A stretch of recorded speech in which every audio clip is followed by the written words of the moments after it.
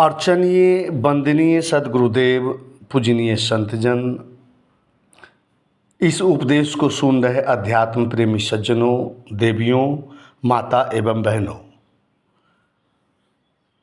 बैरागी तथा गृहस्थ दोनों साधकों संतों को यह उपदेश अवश्य सुनना चाहिए। इस उपदेश में लौकिक तथ्य एवं पारलौकिकता का बड़ा ही सहज ढंग से समझाया गया है। विषय वासना से ग्रसित लोगों तथा आध्यात्मिकता को प्राप्त दोनों इस उपदेश को अपने अपने ढंग से सुनकर लाभ प्राप्त कर सकते हैं। शिव जी काशीवासी हैं और कबीर साहब का जन्म भी काशी में ही हुआ और जीवन पर्यंत देश विदेश घूमकर उपदेश दिया और घूम फिर कर काशी में ही रहते थे। शिव जी की काशी अज्ञान में डूबा हुआ था। यह देखकर कबीर साहब शिव जी से प्रश्न कर रहे हैं, जिसे बीजक ग्रंथ के बसंत प्रकरण में दर्शाया गया है। कबीर साहब हर अन्याय के विरोधी हैं और अपनी कल्पना में शिव को संबोधित करते हुए प्रश्न पूछ रहे हैं, जो अंधविश्वास पर करारा प्रहार है। सदगुरु कबीर साहब का प्रमाणिक ग्रंथ बीजक है।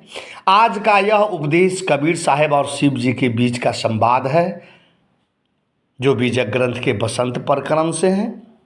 कबीर साहब शिव जी से बड़े ही प्रेरणादायक प्रश्न पूछते हैं और शिव जी उस प्रश्न का क्या उत्तर देते हैं। किसी भी कथा को, किसी भी प्रसंग को अंत तक सुनेंगे, उसके बाद ही पूरा उपदेश समझ में आ सकता है। इसलिए इस उपदेश को अंत तक सुनिए, ये भी जान पाएंगे कि शिव जी और कबीर साहब की बातचीत कब और कहाँ हुई। कबीर साहब शिव जी से प्रश्न पूछते हैं, हे शिव जी, तुम्हारी काशी कैसी हो गई? आज भी समय है, इस बात पर विचार करो। चौवा, चंदन, अगरबत्ती, पान इत्यादि से तुम्हारी पूजा होती है। घर घर में धर्म शास्त्रों की कथा होती है। विभिन्न व्यंजनों का भोग लगाया जाता है। लोग हर हर महादेव तथा बोल बम कहकर तुम्हें पुकारते हैं। तुम्हारे भक्तों की अपार भीड़ है, इसलिए मुझे प्रश्न पूछने की इच्छा हो गई है। कहते हैं सदगुरु कबीर साहब, शिव काशी कैसी भई तुम्हारी, अजहू ओ शिव लेहु बिचारी। चोवा चंदन अगर पान, घर घर स्मृति होत पुराण। बहुविधि भवने लागू लो भोग, ऐसो नगर कुलाहल करत लोग। बहुविधि प्रजा लोग तोर, तो ही कारण चित ढीठ मोर। आगे कहते हैं कि हम तुम्हारे सामने छोटे बालक हैं तथा मुझे बहुत कम ज्ञान है, लेकिन काशी की बड़ी महिमा है जो जग जाहिर है।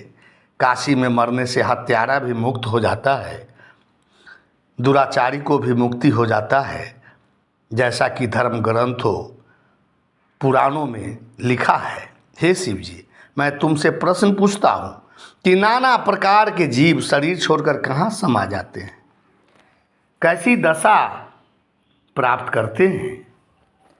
सदगुरु कबीर साहब कहते हैं कि जिस काशी में शांति ही शांति थी, जैसा कि पुराणों में लिखा हुआ है, सभी लोग सत्कर्म करते थे, कोई किसी को सताता नहीं था। आपके नगर में लोग अशांत दिख रहे हैं। बहुत प्रकार की अशांति, चोरी, ठगी, लूट खसोट, हत्या, अपहरण, ढोंग इत्यादि जो हो रहा है, आपके प्रजा यानी आपके भक्त ही कर रहे हैं। भांग गाजा धतूर खुद पी रहे हैं और आपको भी चढ़ा रहे हैं। आपके भक्त कहते हैं हमारे शिव भांग धतूर गांजा पीते हैं।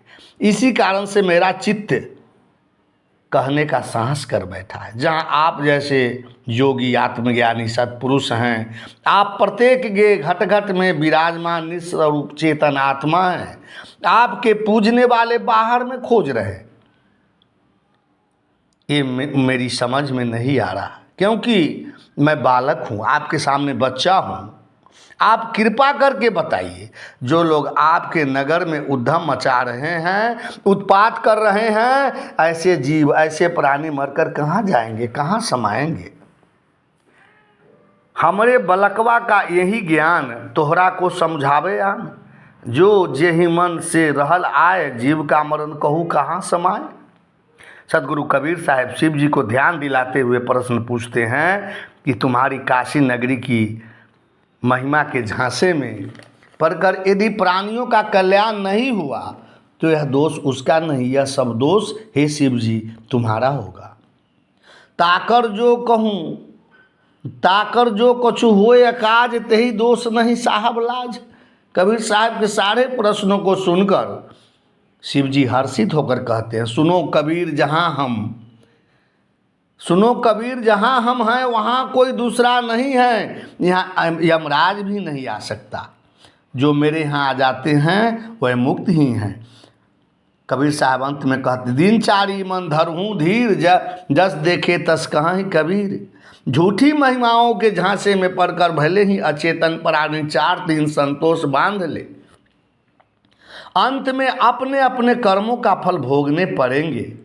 कबीर साहब तो वही कहते हैं जो आँखों से देखते हैं। हे साधकगण, इस उपदेश को भली भांति जानने के लिए सबसे पहले जीव और शिव को जानना होगा कि शिव कौन है, जीव कौन है। हे संतजनों, शिव और जीव में क्या संबंध है? हम जीव तब तक हैं जब द्वैत में जीते हैं। चेतना लगातार द्वैत में काम करती है। हमारी चेतना अशुद्ध होती है। हमारी चेतना लगातार बाहरी वस्तु को पाना चाहती है, लेकिन जीव जब अद्वैत में जीने लगती है, यानी दूसरा कोई है ही नहीं, हमारी चेतना शुद्ध होकर सारी बाहरी मिथ्या मान्यताओं को छोड़कर अपनी वास्तविक पहचान कालातीत सत्य निज स्वरूप चेतन आत्मा में स्थित हो जाता है, तो जीव नहीं रहता, वही शिव हो जाता है। तो यहाँ कबीर साहब उस जीव से प्रश्न करते हैं जो है तो शिव स्वरूप, लेकिन शिवत्व को अभी नहीं जान पाया है। लेकिन कबीर साहब उसे उसका असली शुद्ध रूप शिव रूप ही देखकर प्रश्न करते हैं। बड़ा ही प्रासंगिक उपदेश है। इस उपदेश को अब आप अच्छी तरह समझ पाएंगे। ध्यान से सुनिए। इस काया रूपी काशी में जीव ही शिव है और सदगुरु कबीर साहब प्रश्न पूछ रहे हैं कि हे शिव स्वरूप जीव, क्या तुम जानते हो कि काया रूपी काशी की प्राप्ति तुम्हें कैसे हुई? हे कल्याण स्वरूप जीव, आज विचार कर लो। ये चोवा, चंदन, अगर, पान इत्यादि विभिन्न भोग साधकों में तुम आसक्त हो गए हो। तुम्हें हर जोनियों के शरीरों के पुराने विषय वासनाओं की स्मृति लगी हुई है। प्रत्येक मानव को विचार करना चाहिए, बार बार शरीर प्राप्त होने के क्या कारण है? इसका उत्तर साफ है।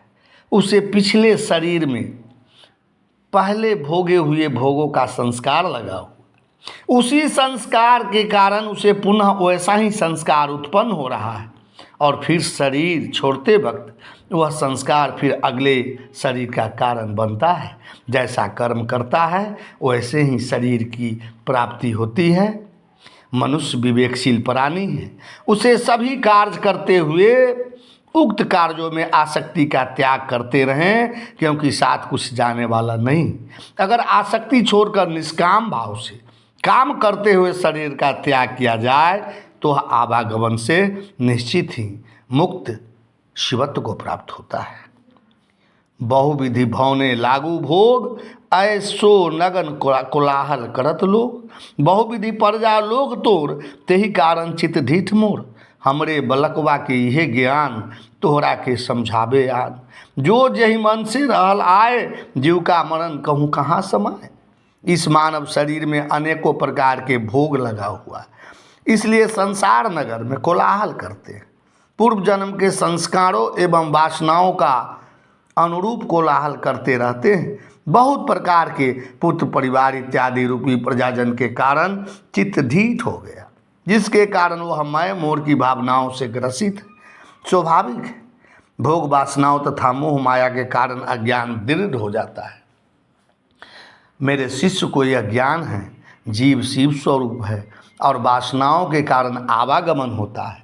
अगर जीव में ज्ञान पाने की जिज्ञासा न हो तो उसे दूसरा कोई नहीं समझा सकता।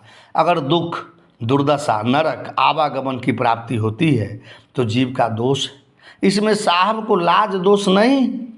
विषय भोगों में हर्षित मुग्ध शिव स्वरूप जीव, जिस सुख में हम हैं वहाँ किसी दूसरे ज्ञानी ध्यानी सद्गुरु की कोई आवश्यकता नहीं। अर्थात दुख का कारण जीव स्वयं है। अगर जीव स्वयं को नहीं जाना तो सद्गुरु कबीर साहब कहते हैं, ए मूढ़ मूर्छित मानव, आँख खोल करके देख, दीन चार मन धरहूँ धीर, जस देखे तस कहे कबीर, तुम 4 दिन तक मन में धीरज रखो। संसार की आसक्ति के कारण तुम्हें पुनः गर्भावास में जाना पड़ेगा और दुख झेलना पड़ेगा। तब पता चलेगा मैं तो जैसा देखता हूँ वैसा कहता हूँ। सुन लो, कौन मनुष्य भोगों की आकांक्षा में डूबकर सुखी हुआ? क्या पुत्र पौत्र धन संपदा से संपन्न मानव सुखी है? तुम जीव नहीं शिव हो, शरीर नहीं आत्मा हो। अपने सत्यासत्य को पहचान करते हुए अपना कल्याण कर लो, यही मौका है। हे संतजनों, काश्याम मरणान मुक्ति, अर्थात काशी में शरीर छोड़ने पर मुक्ति मिलती है, बिल्कुल सत्य है। काशी में प्राण त्यागने मात्र से मुक्ति मिल जाती है। लेकिन जानना है कि काशी क्या है।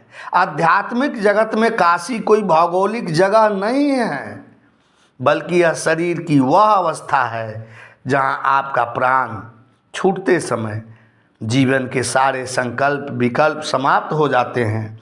बिल्कुल शून्य की अवस्था शेष रह जाता है। मन, बुद्धि, चित्त, अहंकार, आशा, तृष्णा इत्यादि का लेश मात्र भी याद नहीं रह जाता है। वही अवस्था काशी की अवस्था है और केवल अपना निज स्वरूप ही शेष बच जाता है। वही निज स्वरूप राम है, वही निज स्वरूप शिव है। काशी हमारे भीतर स्थित चेतन की अवस्था है, वही काशी है। और जीव की उस अवस्था में शरीर छूटने पर वह मुक्त हो जाता है। ये काशी, जिस काशी की तुम लोग कल्पना करते हो, वो तो भौतिक जगह है। आध्यात्मिक अवस्था तो इस शरीर की चेतन अवस्था, निस्वरूप चेतन आत्मा में स्थित होना है। साहब बंदगी, साहब बंदगी, साहब बंदगी।